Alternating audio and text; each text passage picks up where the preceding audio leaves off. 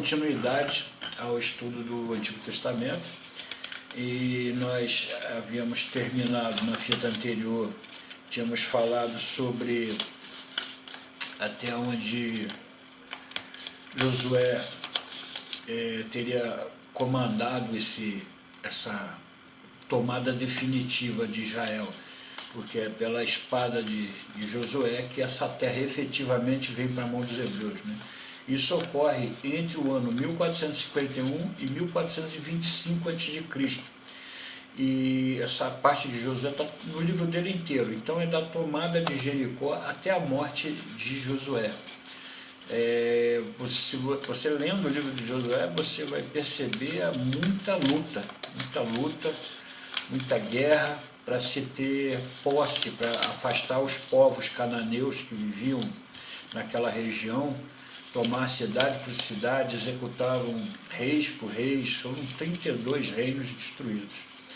Na sequência, nós entraremos agora no período de Juízes.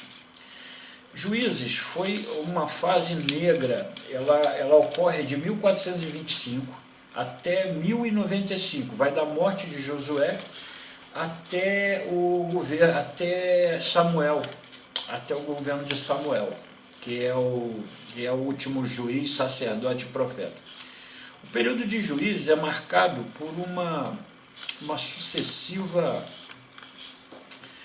como é que eu posso dizer, eles colocavam que esse tipo de administração de Israel, nesse período de Juízes, nesses 330 anos, era teocrática, tudo era em função de Deus, Deus era o centro, quando na verdade não era.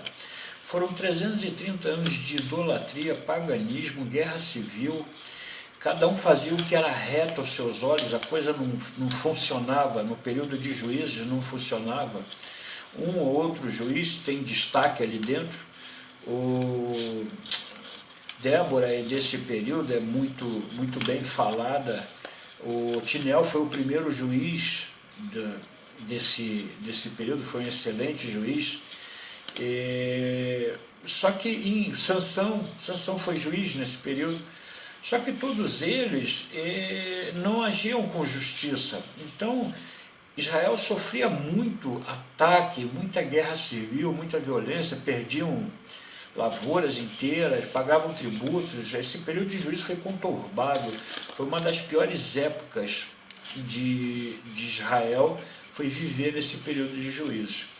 Eles tinham, para você ter ideia, um casamento no regime de Sidak, por exemplo, um dia que você tiver curiosidade de ler a parte de Juízes, o sujeito ia lá, pedia a mão da moça em casamento, casava-se com ela, mas ela continuava morando com os pais. Ele ia lá fazer algumas visitas para a esposa, mas não tinha responsabilidade alguma, era um oba-oba esse período, né? E no fim da vida, até Sansão se arrepende muito de confiar, a prostituição era o top da época, e esse período de juízo ele é encerrado com o sofrimento do povo, que não aguentava mais. O último juiz desses períodos é Samuel. Ele foi juiz, sacerdote e profeta. Ele vai atender a demanda do povo de querer uma monarquia, para eles que falam assim, olha gente, eu quero um rei. O povo de Israel pediu um rei para comandar o país, porque desse jeito, com juízes, era impossível isso acontecer. Não funcionava. Então, se você tiver uma referência de períodos ruins, e a coisa vai piorar, não pense você que melhora não. Ela vai ter uma melhora na sequência, porque quando entra a monarquia em Israel, a coisa melhora, mas Israel, mesmo como uma nação inteira, só teve 3 reis, Saul, Davi e Salomão.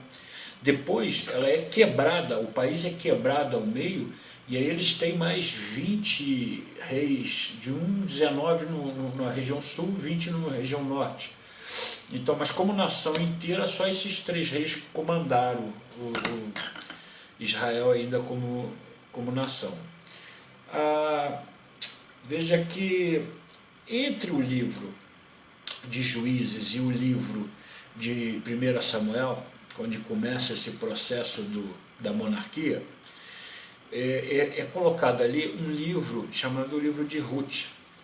O livro de Ruth, por que esse livro está ali?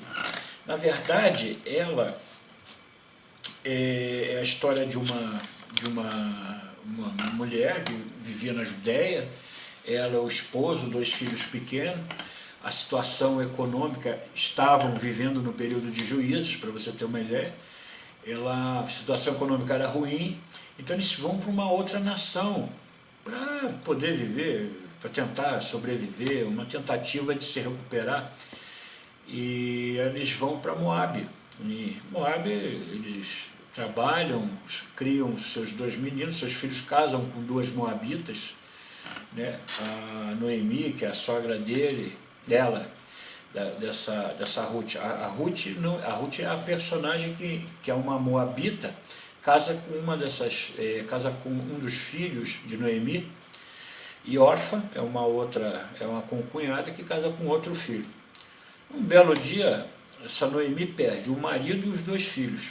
Então fica ela, judia, sozinha, com 2 moabitas, noras, que são viúvas, porque morreram os filhos, e ela pede para que as noras voltem para casa, porque ela mesma não saberia mais o que fazer da vida, que ela voltaria para a Judéia e provavelmente esmolar na rua, não tinha mais o que fazer.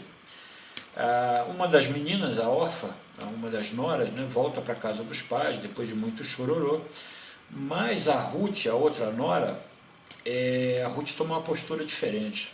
A Ruth não, onde a senhora for eu vou, onde a senhora dormiu eu durmo, o que a senhora comeu eu como, e o seu Deus vai ser o meu Deus. Quando Ruth fala isso, acho que Deus levantou da cadeira e falou: opa, essa menina está comigo, essa menina é minha. E ela volta com Noemi, para Israel, para a Judéia, e vai viver. Tinha algumas regras do povo judeu, quando plantavam, quando tinham colheitas, plantações, era feito a colheita, né? Mas os empregados que faziam essa colheita, qualquer coisa que caísse no chão ou ficasse para trás deveria ser deixada. Porque no final da colheita deles, eles teriam que deixar as viúvas e os órfãos rabiscar. Esse termo rabiscar vem daí, do hebraico.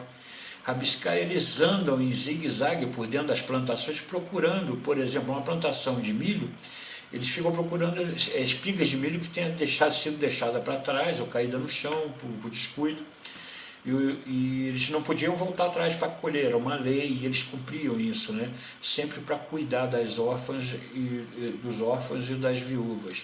Era uma lei mosaica aí, muito, muito bem elaborado, um negócio importantíssimo para a sobrevivência das pessoas que não tinham condições. E por curiosidade, a nossa Ruth catava esses alimentos, esses restos de alimento, para se sustentar e dar para a sogra, porque ela não tinha obrigação nenhuma com a sogra, ela poderia ter voltado para a casa dos pais, mas ela optou em cuidar da sogra dela, de zelar pela sogra dela, porque já era de idade, ela sabia que ela não conseguiria sobreviver. E isso, aos olhos de Deus, teve uma força muito grande. Teve uma mudança grande. E a Ruth, numa dessas fazendas que ela ia caçar, os funcionários, os outros que vinham rabiscar dentro da colheita, eles obviamente, uma mulher bonita, nova, no meio do mato, certamente não era respeitada e deveria ser constantemente atacada, deveria ser problemático na época, até porque a mulher não tinha muito valor nessa época, não. Eles mantinham ela como um objeto mesmo. Então, nessa vida dela, ela acabou indo numa fazenda de um sujeito chamado Boaz. Esse Boaz, ele era irmão do sogro dela, daquele que faleceu. Então, essa Noemi, ela orientou a Ruth que conseguisse conquistar ele, dominar e se aproximar dele para tentar um casamento, porque ainda era bonita, ainda era formosa, uma menina, e ela consegue se casar com Boaz, com o dono dessa fazenda. E desse casamento nasce Obed. Obed vem a ser pai de Jessé, e Jessé vem a ser pai de Davi, que era o rei Davi. Então por isso que essa história de Ruth está aí nesse meio do caminho, porque ela é bisavó de Davi. É uma história bonita, é um negócio meio... Eles colocam qual que é o resultado de uma ação em proteger uma pessoa desprotegida e o que Deus faz em contrapartida. Ruth é um bom exemplo disso. O livro de Ruth entra com essa pegada. E Samuel entra no circuito fazendo agora a tentativa de ungir um rei para Israel, para ver se as coisas mudam. A tentativa de fazer Israel se tornar a nação que até então havia se almejado tanto, porque até então nós temos um pessoal totalmente sem cabeça. E aí Samuel unge a Saul como rei e as coisas começam a melhorar. Saul, ele começa a ter um domínio muito grande sobre a terra, a época que houve a maior expansão territorial de Israel foram justamente com esses 3 reis, com Saul, Davi e Salomão. Os 3, eles sempre lutaram muito por ampliar as fronteiras de Israel e manter economicamente ativa essa fortaleza, essa nação, agora uma nação. Só que Saul chega num determinado ponto, a coisa sobe para a cabeça dele. Ele entende que as vitórias, ainda que as constantes guerras que eles tinham, Saul entende que não é Deus que está envolvido nisso não, que era ele, e subiu para a cabeça.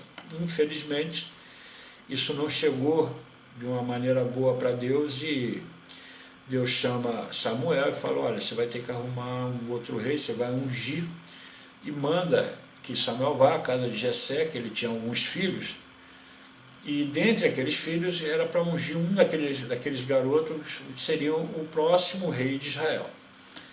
Pois muito bem, os filhos de Jessé eram todos fortes, enormes, homens de guerra, mas o filho mais novo, Davi, ele era um sujeito que cuidava do rebanho de cabras, mas é uma espécie de cabra de segunda categoria. Então, você imagine, cara, que existe... vamos fazer uma analogia meio besta. Um sujeito que guarda carro no estacionamento, geralmente eu só guardo carros importados e só pego carros novos. Mas aqueles dos Fusquinha, Kombi, Brasília, arrebentado, não sei o quê, é aquele rapaz que cuida. Então, na verdade, o Davi era isso, né? Ele cuidava ele era um pastor de rebanho de cabras de péssima qualidade. Então ele era o zero do zero. Zero do zero, ele não era absolutamente nada, não era respeitado, as pessoas não gostavam dele. E é justamente esse que Deus pega para se tornar um rei, e foi o maior rei que Israel já teve, né? Em toda a sua existência, foi Davi. Embora tivesse cometido alguns deslizes, ele cometeu alguns atropelos, teve consequências na casa dele, os filhos dele cometeram assassinato, cometeram incesto, ele pagou um preço por erros que teve, mas ele, quando era novo, e toda aquela vida dele, ele sempre teve um coração contrito, voltado para Deus, né?